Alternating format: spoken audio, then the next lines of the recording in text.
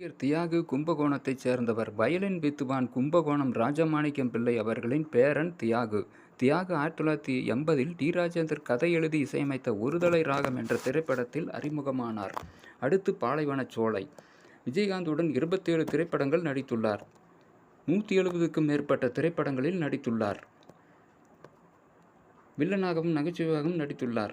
Thiyagu D. Rajendar பற்றி பேசுகையில், D. Rajendar தன்னுடைய உஷா பத்திரிகையில், தியாகு மிகவும் நல்லவன், என் வயிற்றுக்கு சோறு போட்டவன், என்னை சினிமாவில் அறிமுகப்படுத்தியவன் தியாகு என்று என்னை பற்றி பெருமையாக சொல்லியிருக்கிறான். பழச டி. ராஜேந்தர் என்னைக்கும் மறக்காமல் இருக்கிறான், ரொம்ப நல்லவன் என்று சொன்னார். விஜயகாந்த் மரணத்தின் போது தியாகு பேசுகையில், எல்லாருக்கும் ஒரே மாதிரியாக சோறு போட்டவன் விஜயகாந்த்.